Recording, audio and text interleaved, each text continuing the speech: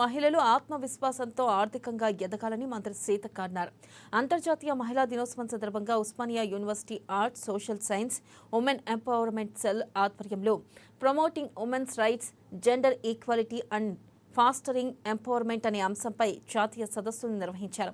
సదస్సుకు మంత్రి సీతక్క ముఖ్య అతిథిగా హాజరయ్యారు. మహిళా దినోత్సవ వేడుకలను జరుపుకోవడం సంతోషంగా ఉందన్నారు. మహిళలు, యువత రాజకీయాల్లోకి వస్తే ప్రజలకు మంచి చేసే పాలసీలు తీసుకొస్తారని తెలిపారు.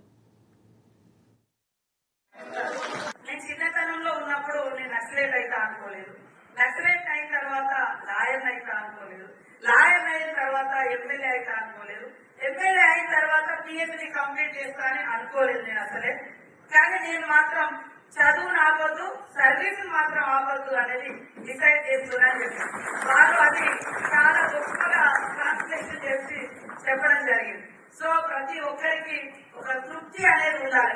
మనం ఎన్ని చేసినా మనకు ఇంటర్నల్ సాటిస్ఫాక్షన్ ఏముంది అనేది కూడా మనం వెతుక్కోవాలి. కొన్ని సందర్భాల్లో మనకు నచ్చకుండా కూడా కొన్ని దారులలో వెళ్తా ఉంటాం.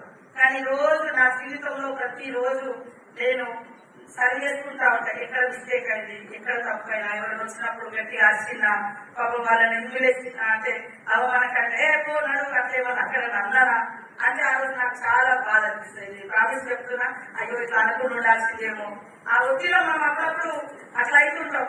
కాబట్టి మనం అట్లా జరగకూడదు అనేది, అట్లా అనకూడదు అనేది ఎన్నోసార్లు ప్రతి మనిషికి మనకు ఆ రెప్యుటేషన్, దిద్దుబాటు అనేది మన పనిలో ఉండాలి, మన జీవితంలో ఉండాలి. మనం పనిచేసే ప్రదేశాలలో కూడా మన మూలంగా ఎవరు ఇబ్బంది పడకుండా కూడా ఉండాలి.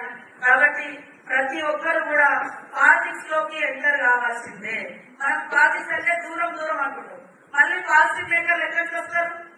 మంచి హైలీ క్వాలిఫైడ్ లేదా ప్రొఫెసర్స్, పిహెచ్డి స్కాలర్స్, ఇలాంటి వాళ్ళు మీరు రీసెర్చ్ చేసినా, మీరు అబ్జర్వ్ చేసినా అన్ని కూడా మరి ఒక ప్రాజెక్ట్